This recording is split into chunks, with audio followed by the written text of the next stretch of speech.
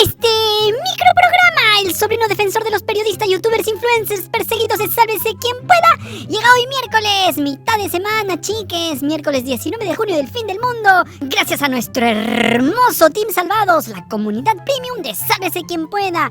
Únete tú también, ya lo sabes, solo desde 5 soles al mes, no seas amarrete, y sobre todo, apoyen Chorri, sigan yapeando y plineando y dejando todititito su cariño internacional en PayPal, porque queremos seguir con vida, y su apoyo es lo único que nos ha ayudado a mantener a flote este mamarracho de programa. Apoyen, miserable. ¡Ya!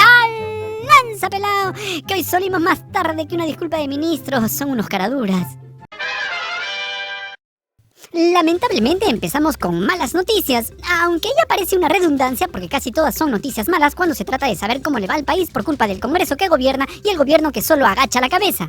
Ayer la periodista Delcy Loyola de Ojo Público dio a conocer que en la última sesión del Consejo de Derechos Humanos de la ONU, el organismo más caviar del planeta, cómo no, el alto comisionado Volker Turk señaló que en el Perú se están produciendo ataques a los derechos humanos y restricciones al espacio cívico. In recent months in Peru, the Congress has advanced a series of legislative initiatives that could undermine judicial and electoral independence, reverse important gains on transitional justice and on women's political participation, and restrict freedom of association and expression. Esto que ha dicho el comisionado de la ONU es algo que se ha venido denunciando no solo en algunos espacios periodísticos en el Perú, sino también a nivel internacional. Cuando Volker Turk habla de que el Congreso viene socavando la independencia judicial y electoral, se refiere, por supuesto, a su constante intento de desaparecer a la Junta Nacional de Justicia con el propósito de controlar la designación de jueces y fiscales y, por supuesto, para salvarle el pellejo a Patricia Benavides, hoy destituida por todo lo que hizo en el Ministerio Público. Y sobre las instituciones electorales, bueno, todos hemos visto cómo se han presentado denuncias contra el presidente del Jurado Nacional de Elecciones y el jefe de la OMPE, pasando por los proyectos para que sean sometidos a juicio político y que incluso los titulares de OMPE y RENIEC sean nombrados por el próximo Senado, al mejor estilo de los regímenes más autoritarios que nombran a sus propios jueces, fiscales y tribunales electorales. Cuando se refiere a revertir avances en justicia transicional, se refiere al proyecto de ley que propone la prescripción de delitos de lesa humanidad cometidos antes del año 2022, la ley de amnistía propuesta por el fujimorista, sí eres fujimorista, Fernando Rospigliosi. Este proyecto ha sido rechazado a una sola voz por los fiscales supremos superiores y provinciales del Ministerio Público. El comisionado también advierte que se está socavando la participación política de las mujeres. Ayer también te contamos que Dina Boluarte se hizo de la vista gorda y no observó la ley que elimina la alternancia en las planchas presidenciales. El Congreso lo aprobó y Dina nunca lo observó y hoy ya no es obligatorio que las mujeres participen como candidatas en las fórmulas presidenciales. ¡Bravo, Dina! Finalmente advierte que el Congreso peruano también avance en su propósito de restringir la libertad de asociación y expresión y se refiere, cómo no, al proyecto impulsado por el fujimorismo para controlar a las ONG. Porque claro, no quieren investigaciones periodísticas independientes ni que se defiendan los derechos humanos, ni el medio ambiente. Y de los derechos sexuales y reproductivos, mejor ni hablar porque es pecado y varios se van a flagelar.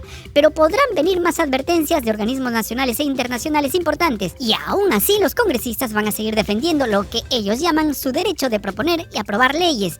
Nosotros estamos haciendo nuestro trabajo tal como manda la Constitución, es lo que siguen repitiendo los y las congresistas que han perdido toda legitimidad y que legislan para favorecer sus intereses. Y no es broma, están destruyendo al país. ¿Y te acuerdas que desde hace varios meses el gobierno sigue vendiendo el cuento de que muy pronto el Perú se parte de la OCDE? Bueno, pues ayer el periodista Paolo Benza del canal de YouTube La Contra reveló que estamos muy lejos de integrar ese organismo internacional.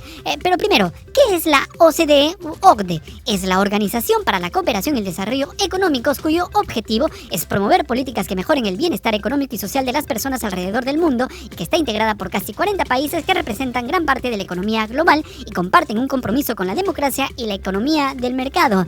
Sí, escuchaste bien, democracia. ¿Y por qué desde hace varios años el Perú quiere entrar a la OCDE? Pues porque ser parte de este organismo te da un sello de calidad que indica que un país cumple con altos estándares en términos de políticas económicas y sociales, lo que por supuesto aumenta la confianza de inversores y socios comerciales, así como el acceso a una red internacional de cooperación y asesoramiento.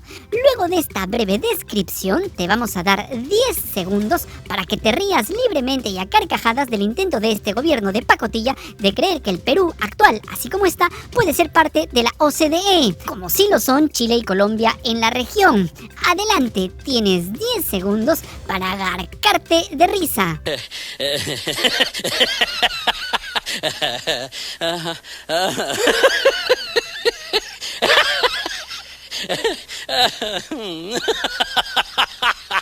Ya, ahora que te sientes más aliviado, prepárate para saber por qué estamos cada vez más lejos de entrar a la OCDE.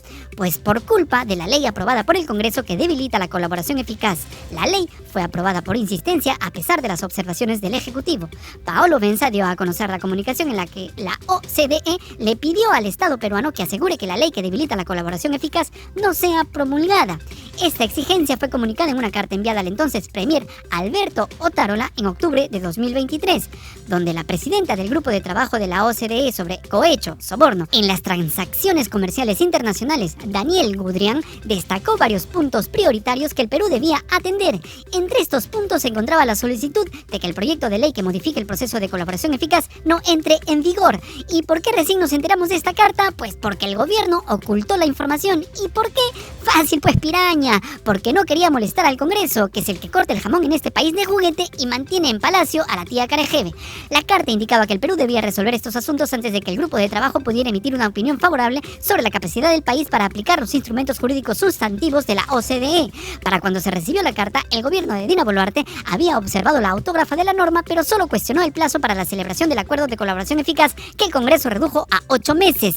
A pesar de las advertencias de la OCDE y de instituciones nacionales como la Fiscalía de la Nación, el Poder Judicial, la Procuraduría General del Estado, la Defensoría del Pueblo y el Ministerio de Justicia y Derechos Humanos, el Pleno del Congreso aprobó por insistencia la norma. ¡Miserables! El periodista Paolo Benza informó que la entonces secretaria de Integridad Pública de la PCM, Sara Farfán Cuba, le pidió a Carededo Alberto Otárola hacer pública la carta para frenar el avance del proyecto de ley. ¿Pero qué hizo Reptilio? Pues decidió mantenerla en secreto. Posteriormente, el grupo de trabajo de la OECD sobre cohecho suspendió el proceso de adhesión del Perú y anunció el envío de una comisión de alto nivel al país.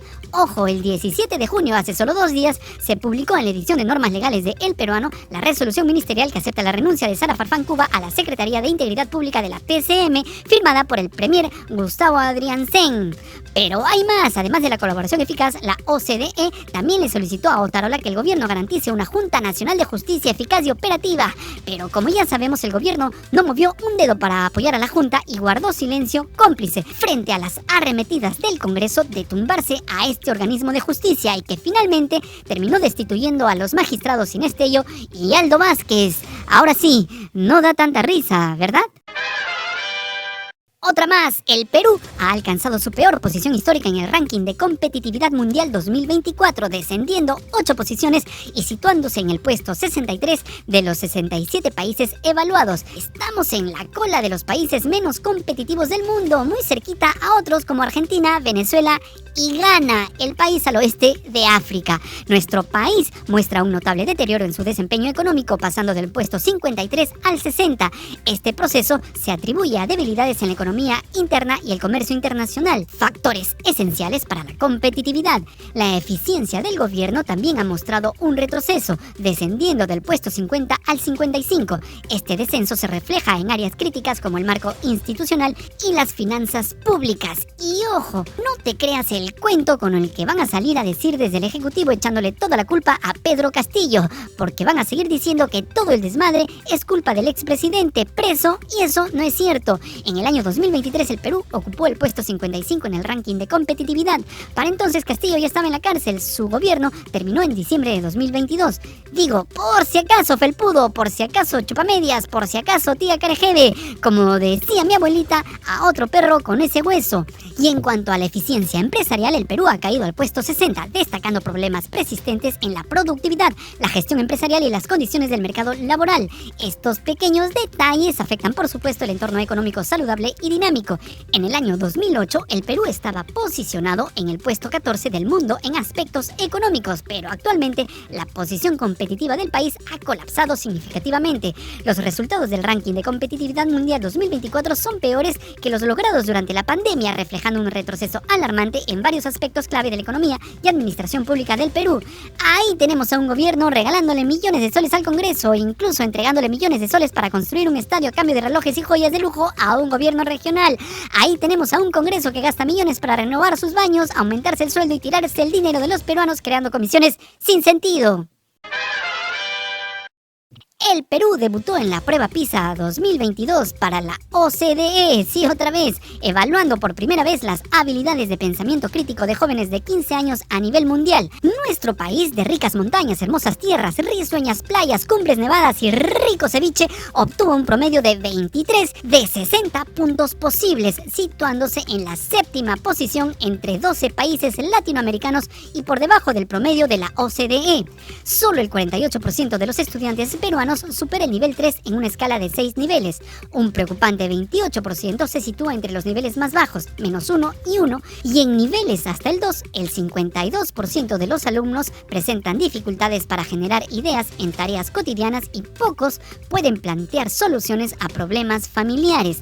Singapur, Corea, Canadá y Australia lideran el ranking global, mientras que en América Latina, Chile encabeza la lista, seguido de México y Uruguay. Los países con los puntajes más bajos en la región son República Dominicana, El Salvador y Panamá.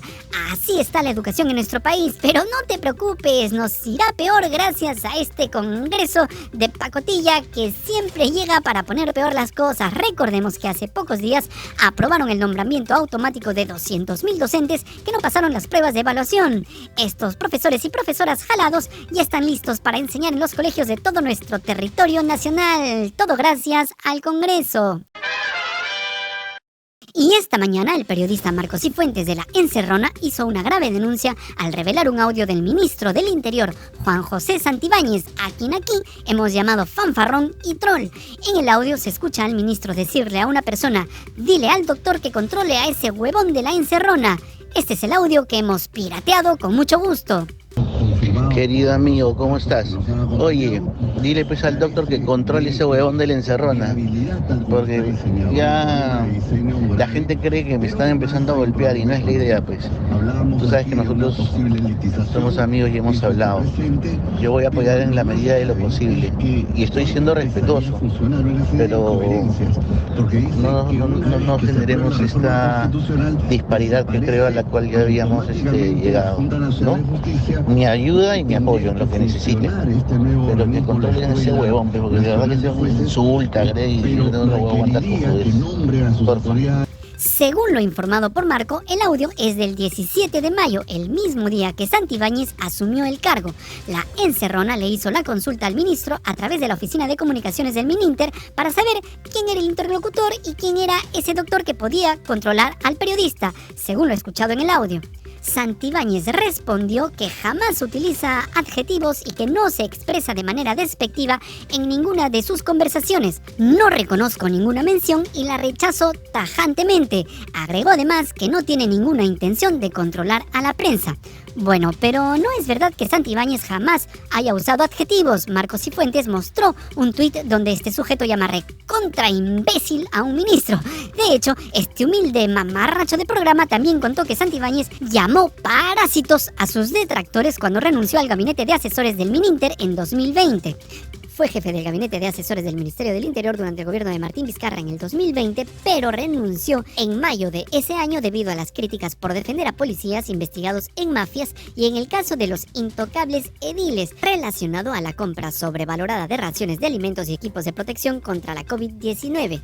En esa ocasión, Santibáñez justificó su renuncia diciendo que no necesitaba estar expuesto a tales cuestionamientos y calificó a sus críticos de parásitos.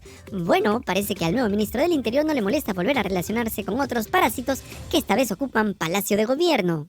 Pero el ministro también le advirtió a La Encerrona que tenga mucho cuidado con imputarle un supuesto audio que él no reconoce como suyo, porque eso es claramente difamatorio y que en todo caso pedirá formalmente un estudio fonético ante una denuncia formal. pero no te están difamando, oye, adefesio. Sin embargo, lo más grave es que las mismas fuentes le dijeron a la encerrona que se dio la orden de realizar un seguimiento a Marcos Cifuentes, quien, como casi todos saben, vive en España. El periodista dijo que enviaron a un agente a vigilar una casa en Lima donde él, por supuesto, no reside. Tras esta grave denuncia, esta mañana la Asociación Nacional de Periodistas del Perú emitió un comunicado rechazando el audio y exigiendo responsabilidades políticas. Pero no solo eso, señala que no es la primera vez que Santibáñez se refiere despectivamente a la encerrona y que por el contrario, esta nueva denuncia es el corolario del ensañamiento del ministro contra el periodista, a quien antes ya se había referido de manera peyorativa en un canal de televisión, Willax, por supuesto. Bueno, al cierre de este trasnochado informe, ningún representante del Ejecutivo y mucho menos el ministro del Interior salieron a dar explicaciones sobre esta grave denuncia. ¿Dirán que perseguir, controlar y vigilar periodistas independientes es una práctica cultural? Ya veremos. ¡Listo! ¡Nos vamos! Si te gustó este mamarracho de programa que sobrevive gracias a tu rica mermelada, dale like, comparte el video miserable, suscríbete al canal, tócanos la campanita para hacer compinches y sobre todo, sigue yapeando y plineando, que es lo único, ¿cuántas veces te lo tengo que decir? Es lo único que nos mantiene con vida. ¡Ya, pelao! Llévate esta basura de programa y edita rápido, miserable, te desprecio.